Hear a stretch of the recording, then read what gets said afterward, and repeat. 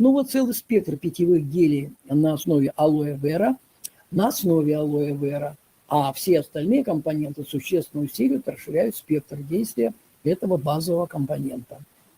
Вот давайте мы сейчас сделаем следующий шаг и начнем рассматривать эти продукты.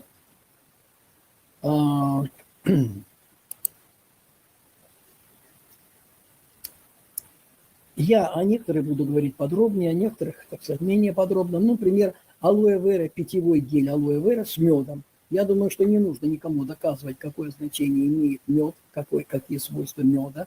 Имеется в виду мед, естественно, ни в коем случае не прогретый. Мед – это концентрат сахаров, причем значительный процент фруктозы в меде содержится, поэтому эндокринологи даже разрешают хотя бы столовую ложку меда в день использовать даже диабетикам. Кроме того, мед содержит целый спектр витаминов, целый спектр минералов, фитонцида, так называемых, бактерицидных веществ и так далее. И вообще это целая кладезь биологически активных веществ. Поэтому, конечно, алоэ вера с медом, как питьевой компонент, является очень важным продуктом, который очень существенно оздоравливает организм.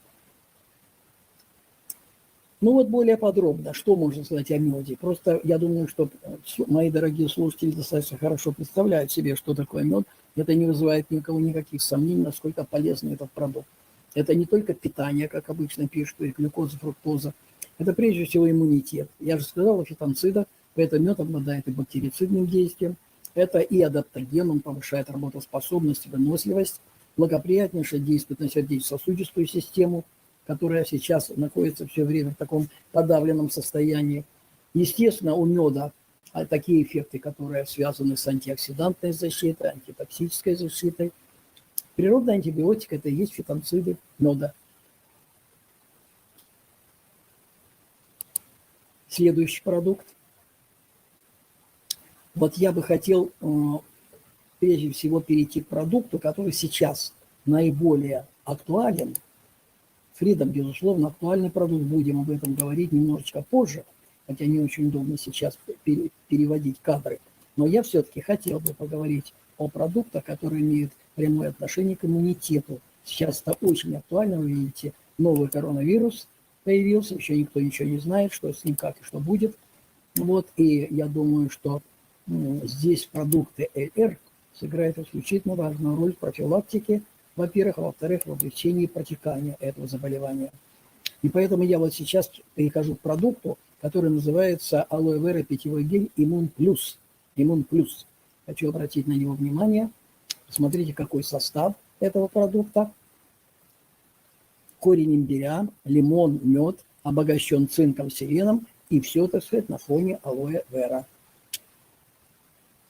Поэтому продукт обладает уникальными свойствами, в том числе иммуномодулирующими свойствами, прежде всего, мы об этом и говорим. Секундочку. Теперь как-то вернуться нужно ко всему. Ой, я уже в конец попал. Сейчас, одну секунду, извините. Нет, назад. Значит, вот этот продукт является эффективным иммуномодулятором. Во-первых, потому что сам алоэ вера здесь очень эффективно представлен, раз. Во-вторых, такие дополнительные компоненты, как мед, о котором мы с вами уже, кстати, говорили. Затем, вот сейчас я вернусь. Вот, далее, это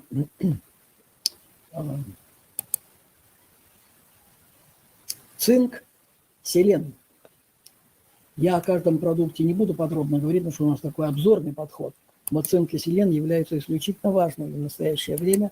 И даже в официальной медицине очень много сейчас стали говорить о том, что цинка не хватает. Я уже говорил, что по Петербургу 100% дефицит цинка. Цинк является эффективнейшим иммуномодулятором, цинк является фактором синтеза белка, цинк является фактором поддержания гормонального баланса, в частности, он стимулирует образование тестостерона в мужском и в женском организме, и баланс между ними, женскими и мужскими гормонами, имеет определяющее значение для всего организма, в том числе для иммунитета.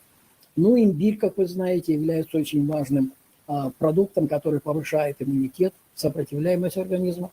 Все пряность, всем хорошо известная пряность. Короче говоря, вот этот продукт является одним из самых важных базовых продуктов, поддержание иммунитета, в том числе против ковидного иммунитета, какой бы ни был вариант вируса. Иммунитет, собственный иммунитет справится с любым вариантом вируса. Вот опять пришел, сколько было, альфа, бета, дельта, вот был вирус, теперь появился вот этот микрон, как он там называется, да. Никто пока ничего не знает, как он и что и как действует, но если у вас будет поддержан нормальном уровне иммунитет, продукции, которую мы с вами рассматриваем, вам не страшен никакой вирус. Даже если произойдет заражение, то оно пройдет легко. Я могу по себе сказать, я тоже перенес ковид еще в прошлом году, но настолько незаметно, что все вот эти проявления, о которых много говорили, там ломает тело, головная боль, температура, ничего у меня этого не было. А я все время живу вот на такого рода композициях, о которых вам говорил. Вот я с этого продукта начал, для того, чтобы поддержать его действительно очень важное значение, его хорошую репутацию как фактор повышения иммунитета. Но, к сожалению, вирус коварен. И этот вирус не такой, как гриппозный, хотя и грипп дает очень серьезное осложнение очень часто. На самом деле ковид является вирусом, который поражает всю сосудистую систему, фактически весь организм. И проявление его патологического действия зависит от слабых мест в организме. И вот одним из таких органов, которые могут быть подвергнуты воздействию вируса, является сердечно-сосудистая система. Ну, потому что тромбообразование – это сосудистые дела. И поэтому мы сразу называем второй очень важный компонент с точки зрения профилактики так называемых постковидных осложнений, пока на сердечно-сосудистую систему. Это алоэ вера, питьевой гель, интенсивера. Севера – это гель, то есть алоэ плюс крапива. Крапива, так называемая жгучая крапива, очень богатый продукт. Прежде всего, богатство его состоит в том, что крапива богата витамином С, крапива богата железом, причем усвояемым железом. Почему я подчеркиваю? Потому что подавляющее большинство растительных источников железа содержит малоусвояемое железо. Часто ошибка является. Например, когда смотрят на яблоки и говорят, ну как, яблоко, конечно, много железа. Посмотрите, вы нагрызли яблоко, оно стало такое, как ржавчина. Вот эта ржавчина к железу не имеет ни малейшего отношения. И яблоки, особенно нынешние, как раз не отличаются высоким содержанием железа, не будет, так сказать, соблазняться. А вот крапива действительно, именно потому что здесь соединение железа, хелатные, так называемые, я сейчас позже о них скажу, еще и в комбинации с витамином С, которая поддерживает железо в биоактивной, биоусвояемой форме, это имеет принципиальное значение, исключительно важное для поддержания нормального состояния крови, гемоглобина и так далее, а значит кислородного обеспечения организма, о чем постоянно сейчас, как вы знаете, говорится. Далее. Крапива очень богатый источник такого редкого фактически применения элемента, как кремний, который укрепляет не только сосудистую стенку, а и костно-мышечный аппарат, костную систему, кожу и так далее. Ну и вот эта комбинация, которая называется гель интенсивера, является действительно очень важным фактором не только поддержки иммунитета, потому что алоэ вера там все равно есть, но и как один из важнейших компонентов поддерживающий нормальное состояние сосудистой стенки, что сейчас имеет, как вы видите, да и всегда по существу имеет исключительно важное значение. Мы все время проецируем, конечно, на нынешнюю ситуацию, и действительно так получилось, потому что компания так работает, что продукция, большая часть продукции имеет самое актуальное значение в настоящее время в связи с той проблемой, которой мы с вами столкнулись. Далее, вот посмотрите еще несколько информации о листьях крапивы. Я уже говорил о витамине С. Хлорофиллом очень богато, а хлорофилл – это магний. Без магния никакие энергетические процессы в организме осуществляться не могут. Магний является фактором, который поддерживает энергетику сердца, энергетику мозга, энергетику мышц и так далее, и так далее. Ну и кроме того, высокий процент и самое главное набор витаминов группы В. Получается витамины группы В, витамин С, каротиноиды как предшественник витамина А, еще один витамин, витамин К. Витамин К – это не только витамин, который влияет на свертываемость крови, это тоже нужно учитывать. Он повышает свертываемость крови, и поэтому те, у кого параметры свертываемости крови повышены против нормы, должны, конечно, под контролем принимать такого рода продукты. Но, с другой стороны, витамин К абсолютно необходим для встраивания кальция в различные системы, в том числе костные. Обычно, когда о кальции говорят, вот мы сейчас будем говорить об этих продуктах, рассматривается он сам по себе вместе с фосфатом. Вот. Так вот, это все верно, но для того, чтобы кальций встроился в костную ткань, а не импрегнировал отложение, допустим, холестерина на стенке сосудов, нужен витамин К. Это очень важный момент, и поэтому, кроме того, что витамин К является фактором свертывания крови, он еще является фактором, который способствует отложению аккумуляции кальция в тех нужных местах, где кальций является важным структурным элементом.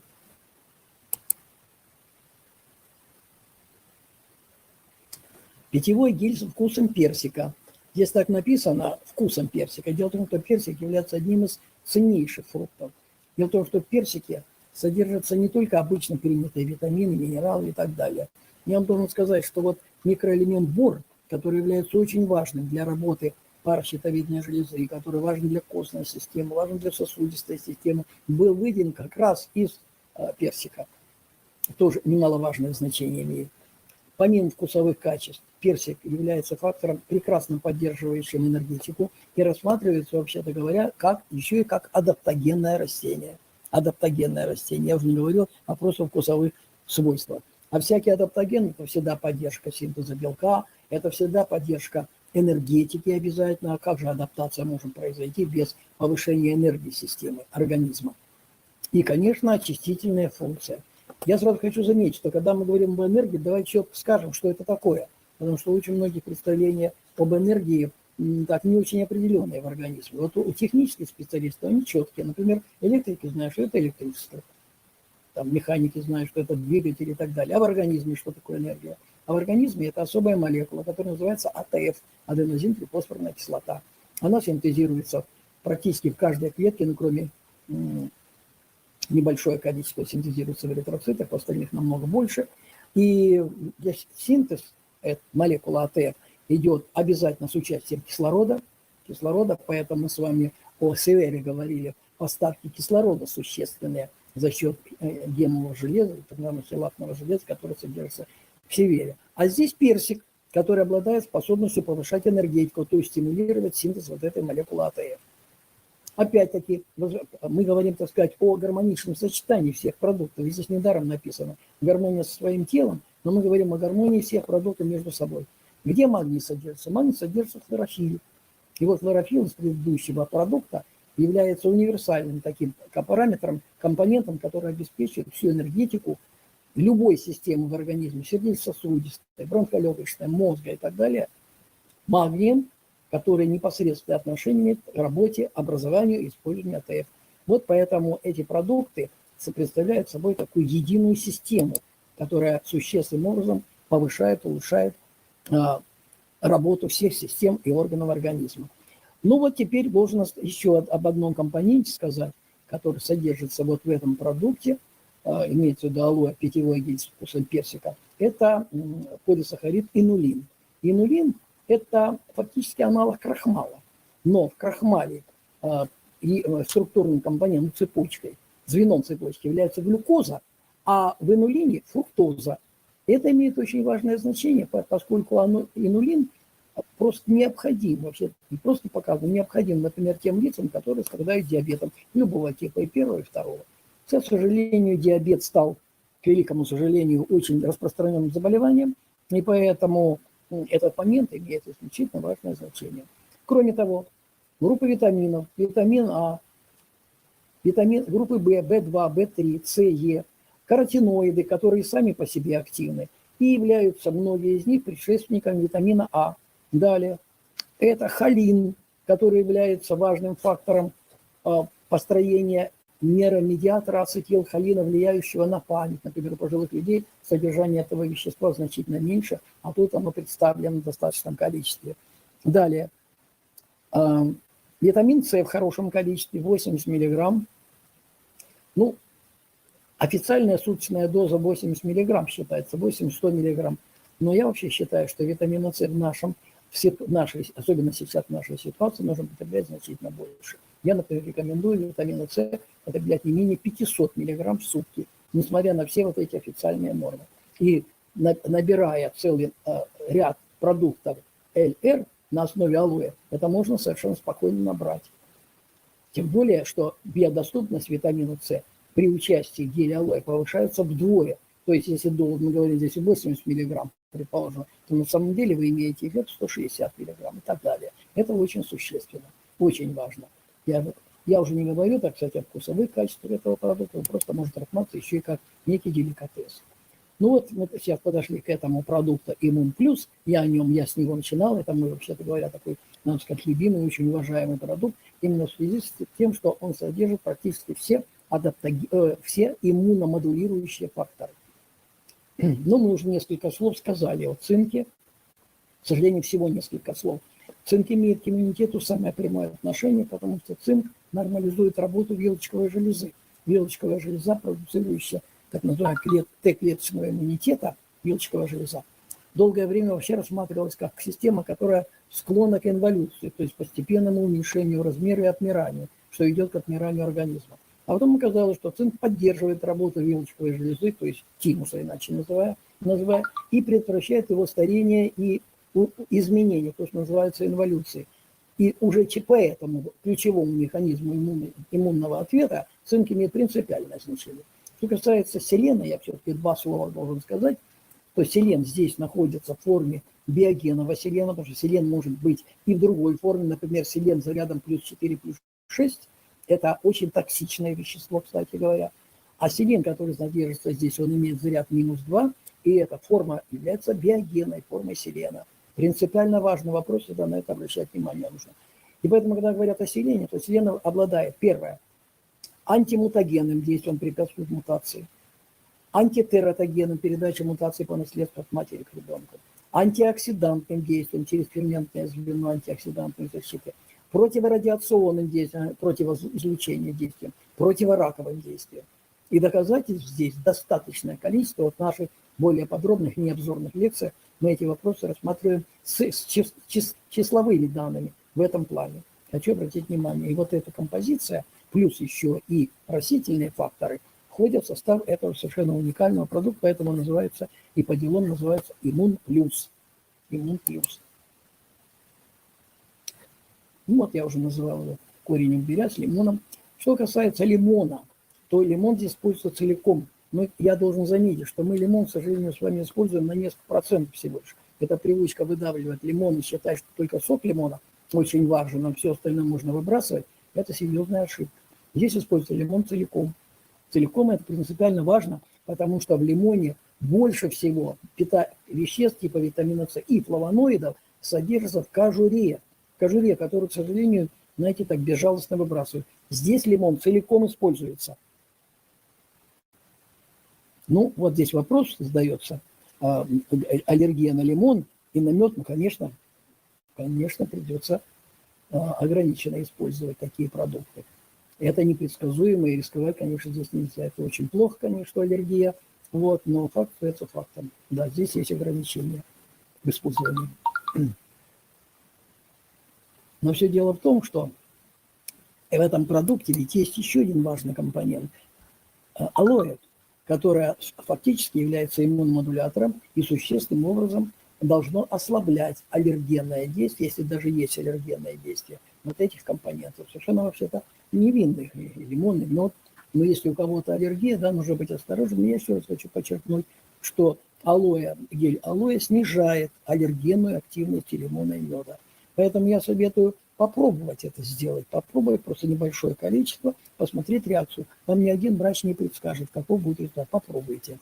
А кто это пишет? А говорят, косточки лимона ядовитые. Мы о косточках с вами не говорим, между прочим.